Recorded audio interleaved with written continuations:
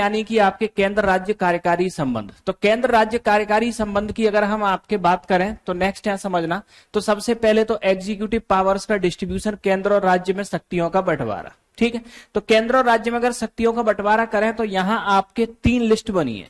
कौन सी? Union list, state list और concurrent list. अब यहां समझना, यूनियन लिस्ट पे लेजिस्लेटिव पावर सेंटर के पास में, एग्जीक्यूटिव पावर सेंटर के पास।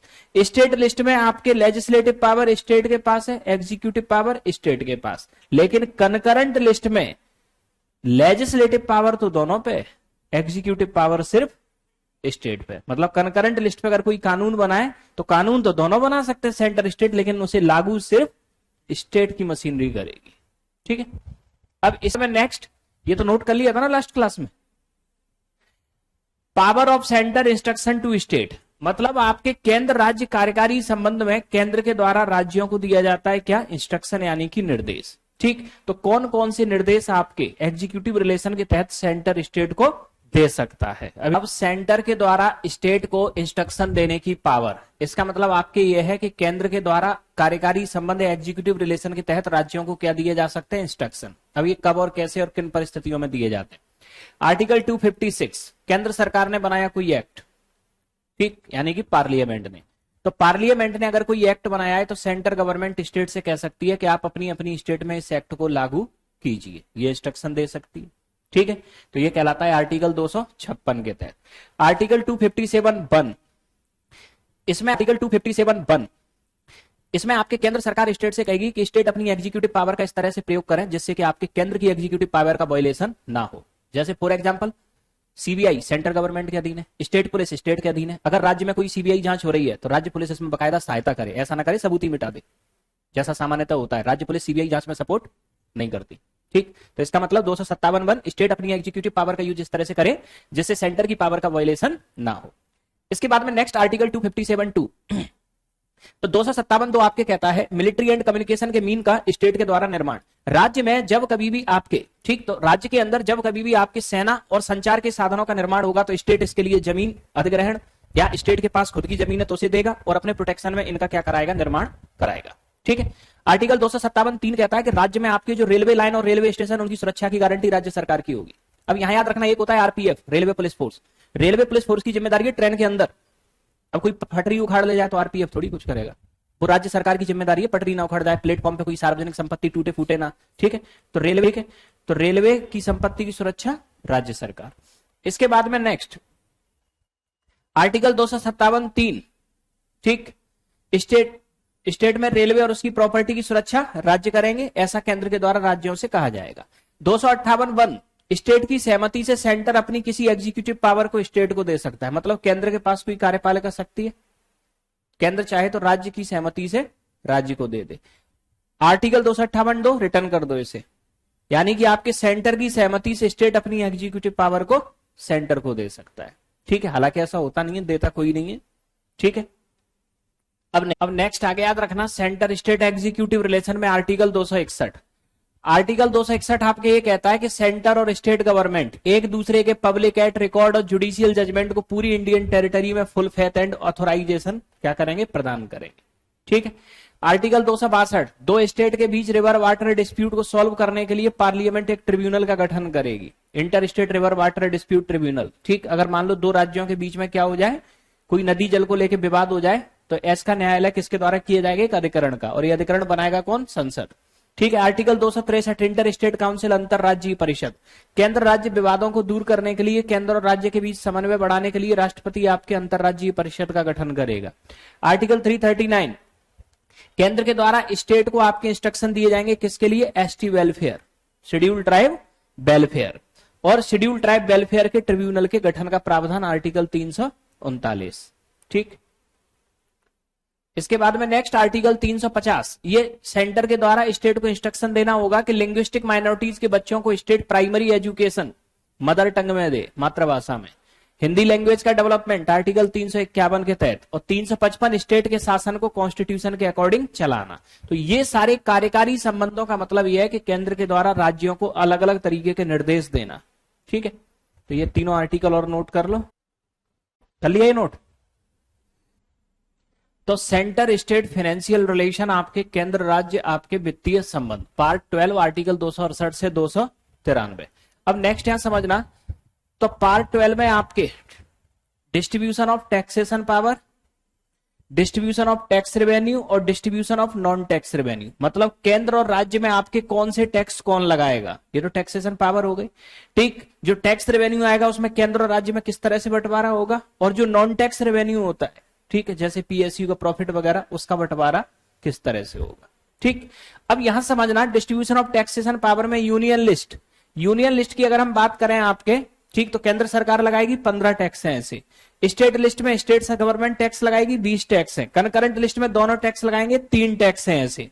ठीक, और कुछ प्रोविजन किसके हैं इसमें, जीएसटी, जैसे आईजीएसटी। ठीक, अब नेक्स्ट इसके बाद में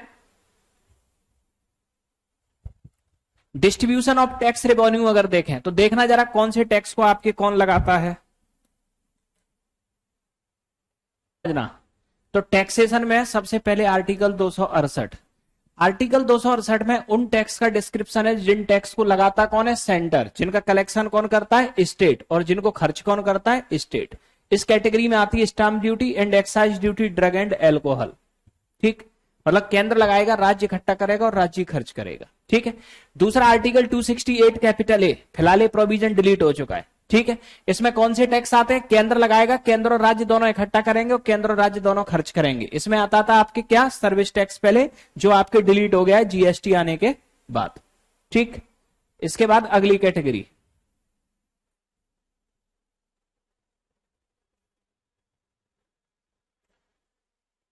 अब नेक्स्ट, अब आर्टिकल 269, अब इसमें किस कैटेगरी के टैक्स आते हैं, वे टैक्स जिन्हें लगाता केंद्र, इकट्ठा केंद्र करता है और इकट्ठा करके राज्यों से कह देता है कि लो अब तुम खर्च करो इसे।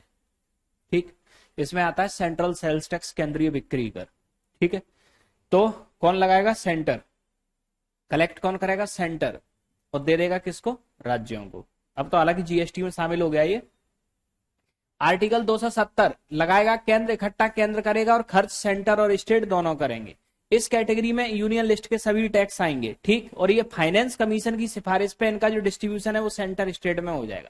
मतलब प्रेजेंट में यूनियन लिस्ट के जितने भी टैक्स हैं आपके किस कैटेगरी में आ गए, आर्टिकल 270, और इनका डिस्ट्रीब्यूशन किसकी सिफारिश पे होगा, सेंटर स्टेट में, फाइनेंस कमीशन की सिफारिश पे।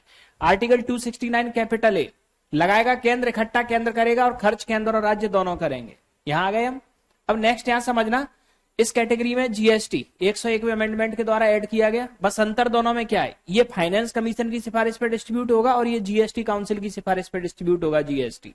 ठीक, तो जीएसटी का सेंटर और स्टेट में जो डिस्ट्रीब्यूशन होता है वो किसकी सिफारिश पे, जीएसटी काउंसिल, और अदर टैक्सेस का जो डिस्ट्रीब्यूशन होगा वो फाइनेंस कमीशन की रिकमेंडेशन पे। इसके बाद में नेक्स्ट आर्टिकल 271 सेस, केंद्रीय बिक्री कर जब इंटर स्टेट ट्रेड होता है उस पर लगता है। ऑक्ट्रा होता है स्टेट का टैक्स, सेस होता है सेंट्रल। ठीक है, सेंट्रल सेल्स टैक्स केंद्रीय, बिक्री कर होता है सेंटर का। इंटर स्टेट एंट्री पे लगता है ऑक्ट्रा। अब एंट्री जैसे दिल्ली से कोई वस्तु आपके हिमाचल प्रदेश में आपके जा रही है, तो दिल्ली से जाते ही आपके लग गया कहाँ, हरियाणा में, फिर हरियाणा से आगे जाके पंजाब में लग गया। ऑक्ट्रा तो 3 जगह लगेगा, लेकिन सीएसटी वही लगेगा जहां बिकेगी वस्तु। से आने की अधिभार, तो सेस की अगर हम बात करें तो सेस लगाता कौन है, सेंटर, इकट्ठा कौन करता है, सेंटर, और इसको खर्च सेंटर और स्टेट दोनों रखे रहते हैं। ठीक है, सेस हमेशा लगाया जाता है किसी विशेष उद्देश्य के लिए, ध्यान रखना। जैसे एजुकेशन सेस, इससे जो पैसा आएगा वो एजुकेशन पे खर्च होगा। ग्रीन सेस, इससे जो पैसा आएगा एनवायरमेंट प्रोटेक्शन पे खर्च होगा। ठीक है, और सेस को फाइनेंस कमीशन की रिकमेंडेशन पे सेंटर और स्टेट में डिस्ट्रीब्यूट कर दिया जाता है कि कितना राज्य सरकार खर्च करेगी और कितना केंद्र सरकार। तो distribution of non tax revenue, तो नॉन टैक्स रेवेन्यू में अब देखना कि सेंटर गवर्नमेंट के पास कौन कौन सी इनकम आती है और आपके स्टेट गवर्नमेंट के पास कौन कौन सी। नॉन टैक्स रेवेन्यू मतलब टैक्स से अलग इनकम। ठीक है, तो सेंटर गवर्नमेंट में पोस्ट ऑफिस की इनकम सेंटर गवर्नमेंट पर जाती है। टेलीकॉम सेक्टर कल ही आपके बिका ना 5G स्पेक्ट्रम, तो 1.5 लाख करोड़ रुपए किसके पास गए, सेंटर गवर्नमेंट। ठीक, बैंकिंग की इनकम सेंटर गवर्नमेंट, इंश्योरेंस की इनकम सेंटर गवर्नमेंट, रेलवे की इनकम सेंटर गवर्नमेंट, केंद्र सरकार के पीएसयू का प्रॉफिट सेंटर गवर्नमेंट। फिर इसके अलावा केंद्र सरकार ने अगर कोई कर्ज दिया है किसी को तो उस पर जो इंटरेस्ट आ रहा है वो। ठीक है, स्टेट गवर्नमेंट में सिंचाई की जो इनकम आती है स्टेट के पास, फॉरेस्ट से जो पैसा आएगा स्टेट के पास, मत्स्य फिशरीज से आएगा स्टेट, स्टेट पीएसयू से स्टेट, और स्टेट ने कोई अगर कर्ज दिया है तो उस पर मिलने वाला इंटरेस्ट। ये है स्टेट गवर्नमेंट के इनकम के अलग सोर्स टैक्स। पीएसयू यानी कि पब्लिक सेक्टर अंडरटेकिंग, वे फैक्ट्रियां जिनकी मालिक सरकार हो। अगर सेंटर के सीयू हैं तो केंद्र सरकार मालिक होगी, जैसे ओएनजीसी, बीएचईएल, सीआईएल, ये सब क्या है सेंटर पीएसयू। और अगर राज्य सरकार मालिक में तो फिर आपके क्या होगा स्टेट लेवल पीएसयू हो जाएगा।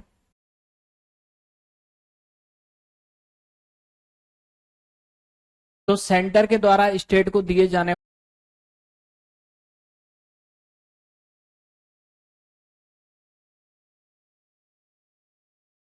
नोट,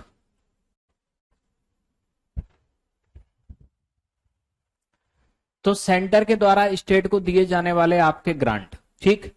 तो रेवेन्यू डिस्ट्रीब्यूशन के अलावा भी केंद्र राज्यों को कुछ ग्रांट देता है अलग से, जिसमें आर्टिकल 275 के तहत लीगल ग्रांट जो एसटी वेलफेयर के लिए राज्यों को दी जाती है, और आर्टिकल 282 के तहत डिस्क्रिशनरी ग्रांट विवेकीय अनुदान।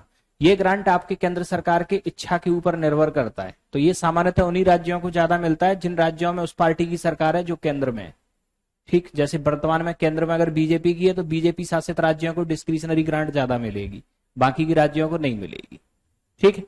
अब यहां पब्लिक पर्पज से दी जाती है एजुकेशन, हेल्थ, इसके अलावा आपके डिजास्टर, ठीक, फ्लड, ड्रॉट और अर्थक्वेक, इन सब के लिए।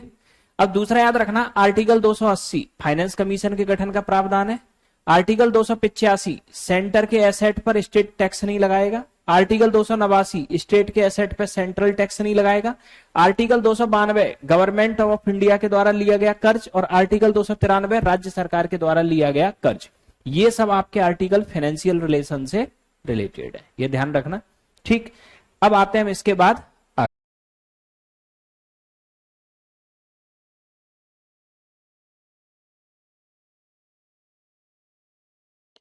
तो केंद्र राज्य संबंध विवादों में आपके समझना, इसमें विवाद के आपके मुख्य कारण में विवाद होता है क्योंकि गवर्नर का आपके एक तो अपॉइंटमेंट केंद्र सरकार करती है, तो गवर्नर के माध्यम से आपके राज्यों के ऊपर हमेशा केंद्र का नियंत्रण बना रहता है।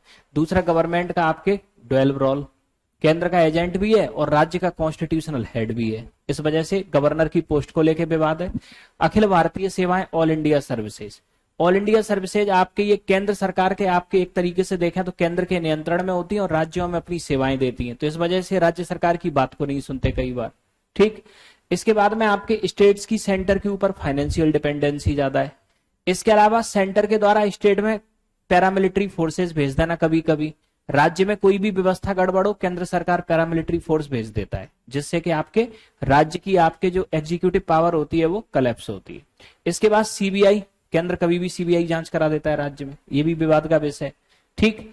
सीबीआई को तो आपके टाइटल भी देते हैं हम, केंद्र सरकार का तोता, पैरेट ऑफ सेंट्रल गवर्नमेंट, ठीक। इसके बाद में नेक्स्ट आर्टिकल 356 का मिसयूज, ठीक। स्टेट लिस्ट के सब्जेक्ट पर सेंटर का इंटरफियर, ये आपके मुद्दे हैं जिनमें केंद्र और राज्य में आपके क्या होता है तनाव। अब दूसरा याद रखना, भारत के अंदर केंद्र और राज्य संबंधों को बेहतर बनाने के लिए कुछ कमेटीज का आपके गठन किया गया, तो ये कमेटीज आपके कब कब आई ये ध्यान रखना। एक तो ARC first, administrative reform commission first, प्रशासनिक सुधार आयोग फर्स्ट, 1966 में गठन हुआ था, चेयरमैन थे इसके मोरारजी देसाई।